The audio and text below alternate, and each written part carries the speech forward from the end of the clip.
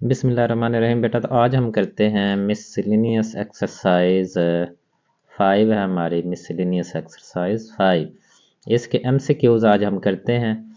तो एमसीक्यूज में सबसे पहला एमसीक्यूज 1 है। इसमें दिया गया है a collection of well defined object.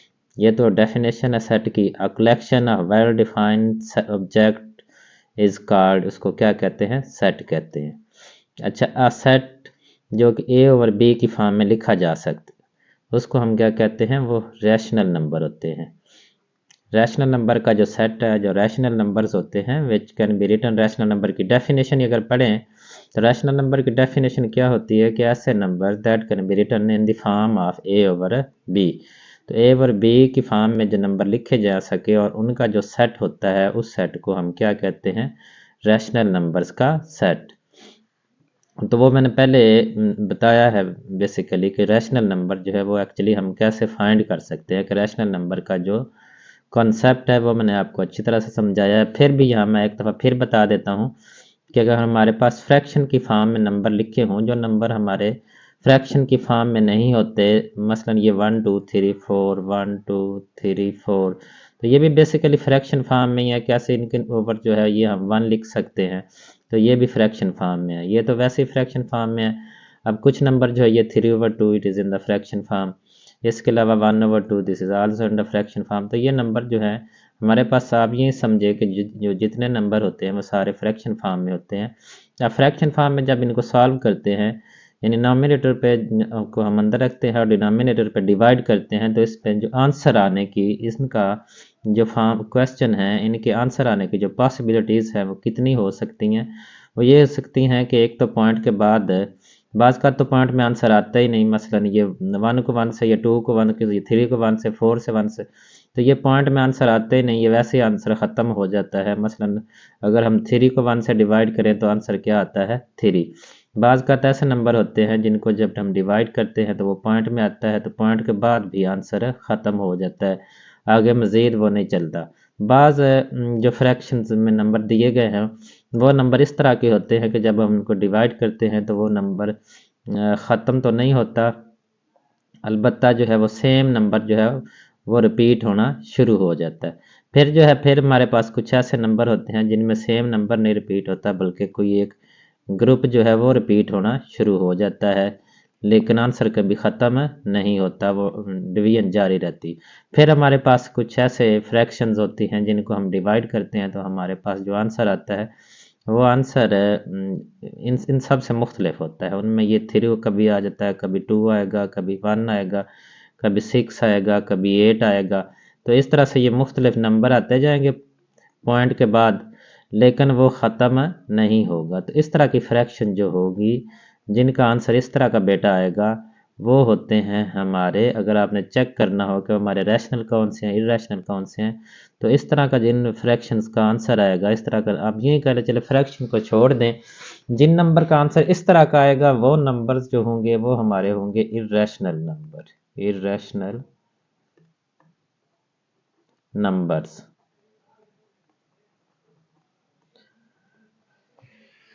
That's why we can say that these can not be written in the form of p over q, क्योंकि इनको डिवीजन के बाद एक तो जो नेक्स्ट नंबर है वो चेंज होता जाता है, और इसके बाद जो ये कभी ख़त्म भी नहीं होता, ये इन्फिनिट होते हैं, ये इन्फिनिट होते हैं, तो इसलिए ये इरेशनल होते हैं। बाकी जिन फ्रैक्शंस का जवाब, या जिन आप नंबर का कह लें कि जवाब इस तरह से आएगा, वो नंबर जो होते हैं वो हमारे होते हैं रैशनल नंबर। Rational numbers. तो ये कॉन्सेप्ट पहले मैंने बहुत डिटेल से दिया है, अभी भी मुख्तसर मैंने बता दिया है, और होपफुली आपको ये समझ आ गई होगी। तो ये जो है ये हम पी ओवर क्यू की फॉर्म, इन्हें हम कहते हैं that can be written in the form of p over q, और जो इरेशनल है that can not be written in the form of p over q. ये पी और क्यू की फॉर्म में नहीं लिखे जा सकते, इनको हम इरेशनल नंबर कहते हैं। तो इसलिए ए ओवर बी या पी ओवर क्यू की फॉर्म में जो नंबर लिखे जाते हैं वो रैशनल नंबर्स होते हैं। इसके बाद है हमारे थर्ड, जो इसमें the different number of ways, the different number of ways to describe a set. तो ये भी मैंने पहले बताया है कि एक सेट को डिस्क्राइब करने के हमारे पास कितने तरीके हैं? तीन तरीके हैं। कौन कौन से हैं भला? नंबर एक जो है, ये पीछे क्वेश्चन में किए तो वहाँ पर मैंने बताया था, नंबर एक टेबुलर फॉर्म है जो ज़्यादातर इस्तेमाल होता है, टेबुलर फॉर्म। और दूसरी जो है वो हमारे पास क्या है, डिस्क्रिप्टिव फॉर्म है, डिस्क्रिप्टिव फॉर्म। और तीसरी जो है वो हमारे पास कौन से फॉर्म है, set builder form, set builder form. तो इस तरह से किसी भी सेट को जो डिफरेंट नंबर ऑफ डिस्क्राइब करना हो तो उसको हम तीन मुख्तलिफ तरीक़ों से डिस्क्राइब कर सकते हैं। अब ये मैंने बताया, ये पीछे वाली मेरी वीडियो आप देख लें कि ये आप देखना चाहते हैं कि टेबुलर फॉर्म क्या होती है, डिस्क्रिप्टिव क्या होती है, सेट बिल्डर फॉर्म क्या है। अभी तो हमारा ताल्लुक जो है MCQ से है, इसलिए अब मज़ीद मैं ज़्यादा इस डिटेल में नहीं जाना चाहता। इसके बाद है नंबर 4, MCQs है number 4, a set with no element, एक ऐसा सेट जिसमें कोई एलिमेंट मौजूद ही ना हो उसको हम क्या कहते हैं, एम्प्टी सेट। तो एम्प्टी सेट को हम इस तरह से भी ज़हर कर सकते हैं या फिर इस तरह से भी इसको ज़हर कर सकते हैं। अच्छा, इसके बाद नंबर 5 है, तो नंबर 5 में क्या दिया गया, the set x such that x. अब वो नंबर है हमारे पास कुछ, और वो नंबर किस से बिलोंग करते हैं, W से, यानी होल नंबर से। और वो क्या है कि वो 100 से 1 से और 101 से छोटे हैं, 101 से, यानी ज़ीरो से लेकर वो कहाँ तक है, 101। तो ये होल नंबर है, चूँकि होल नंबर हमें पता कहाँ से स्टार्ट होते हैं, ज़ीरो से। होल नंबर हैं और ये 100, अगर ये नीचे अलामत ना आती, ये छोटी सी डैश, तो फिर इसमें 101 नहीं आना था, बल्कि हमने कहाँ तक करना था, 100 तक, क्योंकि these number are smaller than 101। अब वो कह रहे हैं कि इस साइन का मतलब है कि 101 also includes in that those number, तो 101 भी इनमें शामिल है। तो इसलिए ये 0 से लेकर 100, और ये एक हमारे पास फिनिट सेट है, यानी ये ऐसा सेट है जो कि एक पर्टिकुलर तादाद पर, पर्टिकुलर नंबर ऑफ एलिमेंट्स जो हैं वहाँ पर जाकर ये ख़त्म हो जाता है। और ऐसा सेट जो ख़त्म हो जाता है पर्टिकुलर जो है वो नंबर्स के बाद, उसको हम क्या कहते हैं, फिनिट सेट। इसके बाद नंबर 6 है, the set having only one element, एक ऐसा सेट है जिसमें सिर्फ एक एलिमेंट हो, उस हमको हम क्या कहते हैं, सिंगलटन, सिंगल यानी एक। तो ये अब यहाँ से आप काफ़ी चीज़ें ऐसी पढ़ेंगे। अब ये जो describing the set, describing the ways, ये भी हमारे इस चैप्टर में कहीं भी इसका जिक्र नहीं आया। तो वैसे हमें पता होना चाहिए छोटी क्लासेस का ये सिंगलटन सेट जो है, तो ये छोटी क्लासेस के कंसेप्ट हैं, इनमें से अक्सर जो यहाँ पर हम वो पूछ रहे हैं। द पावर सेट, अब पावर सेट का भी यहाँ पर जिक्र नहीं आया, हाँ छोटी क्लासेस जो है उनमें ज़रूर मौजूद है। The power set of an element is set is, अब पावर सेट होता क्या है, पावर सेट बेसिकली हमारे पास यहाँ थोड़ी सी जगह है, अगर हम यहाँ पर एक सेट लिखूँ, ए सेट है हमारे पास, तो ए सेट हमारे पास उसके एलिमेंट है 1 और 2। अब इसके हम एलिमेंट जो हैं 1 और 2 है, इसके अगर मैं अब सब सेट लिखता हूँ तो सब सेट जो है वो क्या आएगा, पहले एम्प्टी सेट, फिर 1 आएगा, और इसके बाद 2 आएगा, और इसके बाद 1 और 2, 1 और 2। तो ये हमारे सारे सब सेट है। अब सब सेट को जब फिर हम एक ब्रैकेट में क्लोज कर देते हैं तो ये बन जाता है power set of A, power set ए का पावर सेट बन जाता है। तो जो एक एम्प्टी सेट होता है, power set of an empty set, अब एम्प्टी सेट जो है वो किस तरह का होता है, एम्प्टी सेट हमारे पास इस तरह का होता है। अब जब इसे ब्रैकेट में क्लोज कर देंगे तो ये एम्प्टी सेट का पावर सेट होगा, इसलिए इसका आंसर जो है वो कौन सा ठीक है, डी। चलो पेज को अब हम थोड़ा सा ऊपर कर लेते हैं।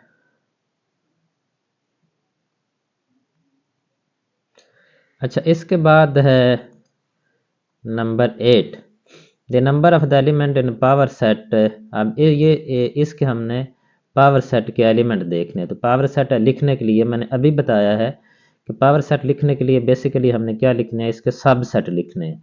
और किसी भी सेट के सब सेट जब हमने मालूम करने हो तो हम क्या फार्मूला है इसकी, 2 की पावर n। और n यहाँ पे क्या ज़ाहिर करता है कि उस सेट में कितने एलिमेंट मौजूद हैं। अब इसमें कितने एलिमेंट हैं, 1 2 3, तो इसलिए 2 की पावर क्या आएगा 3, और 2 की 3 जो है उसका आंसर क्या आएगा 8। इसलिए इसका जो पावर सेट होगा उसमें कितने एलिमेंट होंगे, 8 एलिमेंट, और उन सब के सबसेट लिखेंगे, 8 सबसेट बनेंगे, और उन सबसेट को हम फिर मज़ीद ब्रैकेट्स में क्लोज कर देंगे और वो क्या बन जाएगा, पावर सेट। अच्छा, नेक्स्ट है हमारे पास इफ़ ए सबसेट है बी का, ए जो है वो सबसेट है बी का, देन ए यूनियन बी। अब देखें ना, हमारे पास एक सेट है, ए सेट है हमारे पास 1 और 2, 1 और 2, और एक बी सेट है हमारे पास वो है 1 2 3 4, 1 2 3 4। अब इन दोनों का अगर यूनियन हमने फाइंड करना हो तो ए यूनियन बी, अब इसके भी सारे एलिमेंट आएंगे और इसके भी एलिमेंट आएंगे। पहले हम इसके एलिमेंट लिखते हैं तो वो आएगा 1 और 2, फिर इसके लिखने हैं तो 1 पहले आ गया, 2 भी आ गया, आगे क्या आएंगे 3 और 4, 3 और 4। तो अब यहाँ से अगर देखें तो ये सेट जो है ये बेसिकली हमारा क्या है, बी सेट ही है, 1 2 3 4, 1 2 3 4 बी सेट। तो यानी कि ए सेट जो है ये हमारा क्या था, सब सेट था, किसका सबसेट था, बी का सबसेट। तो इन दोनों का जब हमने यूनियन फाइंड किया तो वो किसके इक्वल आया है, बी के। इसलिए हम कहेंगे कि ए यूनियन बी किसके इक्वल आएगा, बी के। अब हम करते हैं number 10, if a subset of b then. अब देखें तो ये ए जो है ये सबसेट है किसका, बी का। अगर हम इनका इंटरसेक्शन फाइंड करें, ए इंटरसेक्शन बी, तो इनमें कॉमन हमने लिखने हैं। जब कॉमन लिखने हैं तो ये 1 और 1 कॉमन और फिर 2 और 2 कॉमन है, 1 कॉमन है और 2 कॉमन। तो ये किसके इक्वल आया है, ए के। ये किसके इक्वल है, ए के। इसलिए जब ए सेट बी सेट का सब सेट हो और इनका हम दोनों का इंटरसेक्शन फाइंड करें तो वो किसके इक्वल आता है, ए के। तो इसका आंसर आएगा ए। इसके बाद if subset a is subset of b then a minus b. अब इनका ए माइनस बी फाइंड करते हैं, ए माइनस बी। तो ए में से बी को माइनस करना है, ए हमारे पास 1 2 है और बी जो है वो हमारे पास है 1 2 3 और 4, 1 2 3 और 4। अब इसमें से ये 1 भी निकल जाएगा, 2 भी निकल जाएगा, क्योंकि ये इस सेट के अंदर मौजूद है। क्योंकि इस सेट में से, पहले सेट में से जब हमने माइनस करना है या डिफरेंस फाइंड करना है तो पहले सेट में से वो सारे एलिमेंट हमने निकाल देने हैं जो इस सेट में मौजूद होते हैं, जो दूसरे सेट में मौजूद हो, और बाकी जो पहले सेट में एलिमेंट बच जाएंगे वो हम लिख लेंगे। अब इसमें कोई एलिमेंट भी नहीं बचता, लिहाजा इसका आंसर क्या आएगा, एम्प्टी सेट। ये कब कंडीशन है, जब ए सब जो है वो सब सेट हो बी का। तो इसलिए इसका आंसर आएगा सी। अब A union B into B union C, A union B into B union C. अच्छा, अब इसमें बेटा ये जो हमारा नेक्स्ट MCQs है इसमें बता रहे हैं कि ए यूनियन बी और फिर इसका यूनियन सी, तो ये किसके इक्वल होगा। ये बेसिकली हमें एसोसिएटिव प्रॉपर्टी ऑफ यूनियन वो बता रहे हैं, एसोसिएटिव प्रॉपर्टी ऑफ यूनियन। तो एसोसिएटिव प्रॉपर्टी ऑफ यूनियन जो है, यूनियन चले मैं पूरा लिख लेता हूँ, ये तो मैंने एब्रीवेशन लिखे हैं, एसोसिएटिव प्रॉपर्टी ऑफ यूनियन। तो एसोसिएटिव प्रॉपर्टी ऑफ यूनियन क्या होता है कि ए यूनियन बी और इसका हमने क्या लेना है, यूनियन सी। तो ये किसके इक्वल है, ए union into b union c. यानी पहले इधर पहले दोनों का यूनियन होगा और उसका आंसर, उसका जो आंसर आएगा उसका फिर हम सी से यूनियन फाइंड करेंगे, और राइट साइड पर जो एंड वाले दोनों सेट हैं उनका यूनियन लेना है, और जो आंसर आएगा उसका फिर पहले सेट के साथ यूनियन फाइंड करना है। तो इसलिए ये बेसिकली उन्होंने दी है यहाँ पर एसोसिएटिव प्रॉपर्टी ऑफ यूनियन। तो ये फिर इसका ऑप्शन जो है ये किसके इक्वल होता है, इसके equal, a union into B union C, A union into B union c. ये वाला सी ऑप्शन जो है ये हमारा ठीक है, ए union into B union C. अब A union into B intersection C. अब इसमें क्या दिया गया है, इसमें हमारा दिया गया distributive property, distributive distributive property of union over intersection इसमें बताई जा रही है। तो distributive property of union over intersection जो है वो हमारे पास क्या है कि ये हमें दिया गया है ए यूनियन बी इंटरसेक्शन सी। तो इसको हम कैसे लिखेंगे कि ए यूनियन बी, इसका और इसका यूनियन, पहले और दूसरे का, फिर जो है पहले और तीसरे का यूनियन, पहले और तीसरे का ए यूनियन सी, और दरमियान में क्या आएगा इंटरसेक्शन। तो इसलिए ये जो है ये हमारे पास है distributive property of union over intersection. तो ये राइट साइड पे ये होना चाहिए। तो a union b intersection a union c. तो ये ए जो ऑप्शन है ये हमारी ठीक है। इसके बाद है नंबर 14 MCQs। अच्छा 14 जो MCQs है इसमें देखें, if A and B are disjoint set, A और बी जो है वो डिसजॉइंट सेट है, ओवरलैपिंग नहीं है, उनमें कोई भी जो एलिमेंट है वो कॉमन नहीं है। अब डिसजॉइंट सेट जो है ऐसे सेट होते हैं which have no element just a single element common in them, उनमें कोई भी एक एलिमेंट कॉमन नहीं होता तो उनको हम डिसजॉइंट सेट कहते हैं। तो इसमें फिर मसलन ये एक सेट है हमारे पास 1 2 3, ए सेट है, और इसके बाद बी सेट है हमारे पास 5 6 7। तो these both sets are disjoint set, क्योंकि इनमें कोई भी एलिमेंट कॉमन नहीं आ रहा। तो इसलिए ए और बी अगर डिसजॉइंट सेट हैं तो इसमें ए यूनियन बी जो है वो किसके इक्वल होगा, बी यूनियन ए के। तो ये ऑप्शन डी जो है ये हमारा ठीक है। तो चले मैं पेज को थोड़ा सा ऊपर करता हूँ और नेक्स्ट जो है वो हम देखते हैं कि हमारा MCQs क्या है।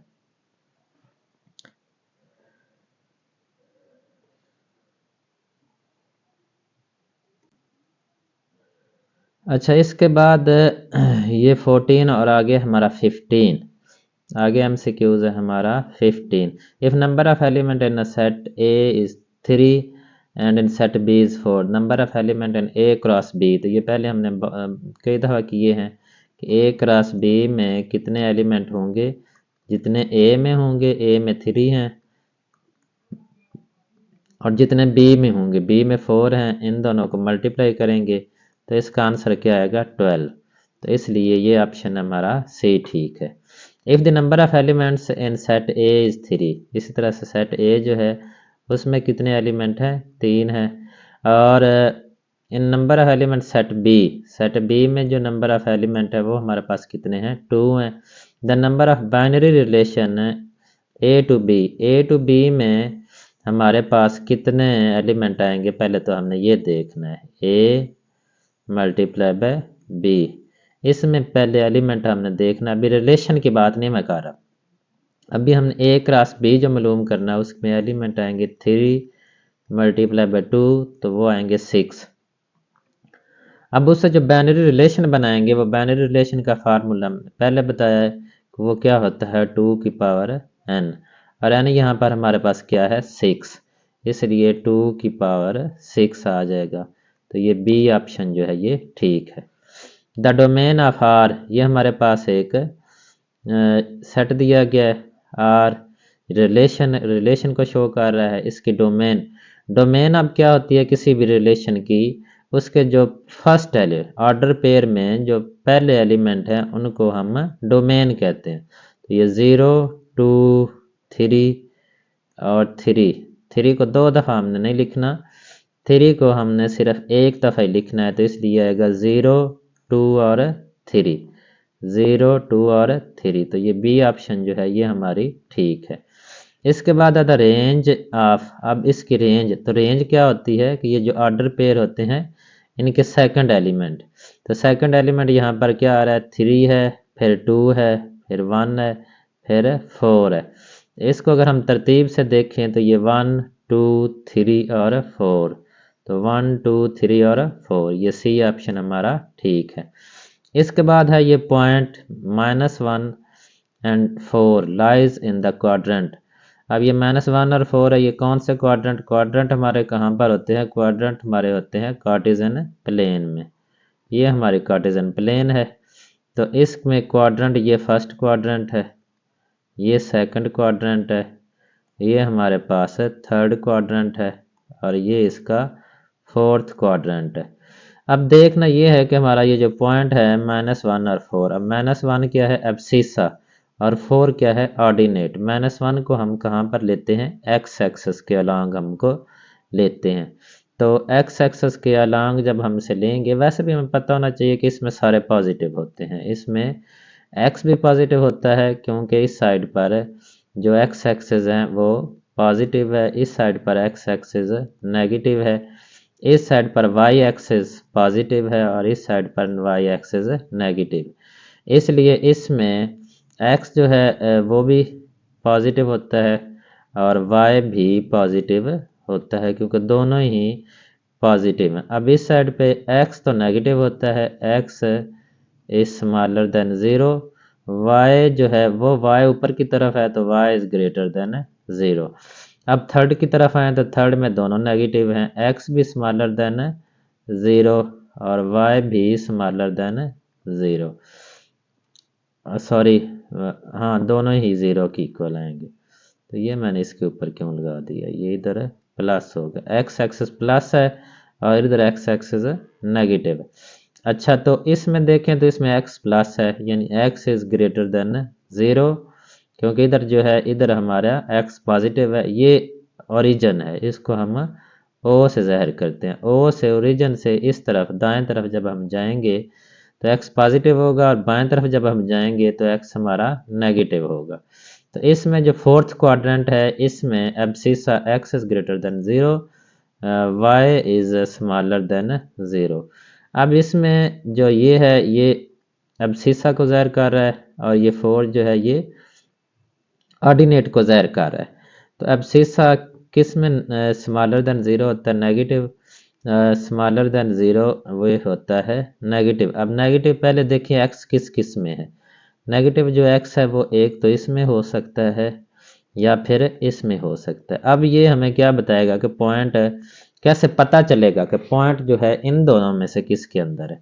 अब ये हमें दूसरा जो y है वो बताएगा, y क्या है, y पॉजिटिव है। अब y किस में पॉजिटिव, इसमें तो y नेगेटिव है, इसमें y जो है जो सेकंड क्वाड्रेंट है इसमें y पॉजिटिव है, लिहाजा इस सेकंड क्वाड्रेंट में x नेगेटिव और y पॉजिटिव, इसलिए जो हमारा पॉइंट है वो हमारा किस में होगा, सेकंड क्वाड्रेंट में, सेकंड क्वाड्रेंट।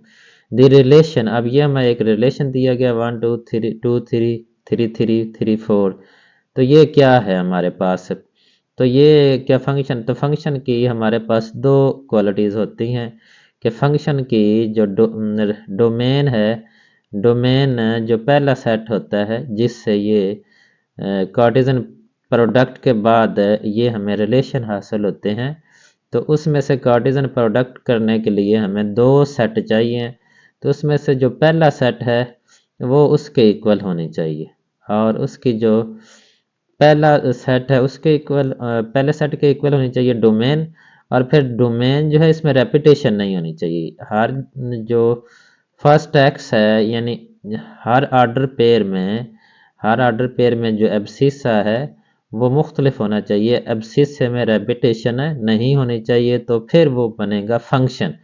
लेकिन इसमें देखें तो इसमें से ये 3 इधर भी आ रहा है और इसमें भी 3 आ रहा है, इसमें रेपिटेशन आ गई, रेपिटेशन।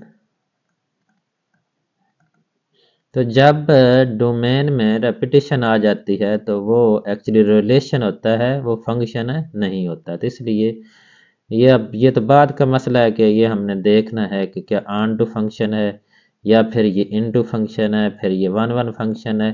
पहले तो हमने ये देखना कि ये फंक्शन है या नहीं, ये तो फंक्शन ही नहीं है, इसलिए हम इसे कहेंगे। क्यों फंक्शन नहीं है, क्योंकि फंक्शन की दो खूबियों में से बहरहाल खूबियाँ दो तो ये तो एक लाजमी देखनी होती है, क्योंकि बास का यहाँ पर जैसे हमें ए सेट और बी सेट, अब जिनसे ये कार्टेशियन प्रोडक्ट बनाकर ये रिलेशन हासिल किया गया वो सेट तो हमारे पास है नहीं। अगर वो सेट हों तो फिर इसकी हमने देखना था कि इसकी जो डोमेन है वो सेट ए के इक्वल होनी चाहिए। चले वो तो अब हम वेरीफाई नहीं कर सकते। अब हम दूसरी खूबी तो कम से कम वेरीफाई कर सकते हैं। दूसरी खूबी क्या देखनी थी कि इसके जो डोमेन के यानी कि फर्स्ट एलिमेंट है, डोमेन में कहीं रेपिटेशन तो नहीं आ रही, यानी इसके जो ऑर्डर पेयर हैं, ऑर्डर पेयर के हर ऑर्डर पेयर के जो एलिमेंट है वो दूसरे से मुख्तलिफ हो, लेकिन ऐसा नहीं है। क्यों नहीं है? क्योंकि ये थ्री और ये थ्री रेपिटेशन आ गई है, लिहाजा it is not a function, ये फंक्शन नहीं है। तो इसका ये ऑप्शन होगा। इस तरह से ये बेटा हमारे एमसीक्यूज जो हैं इसके सारे ख़त्म हो गए।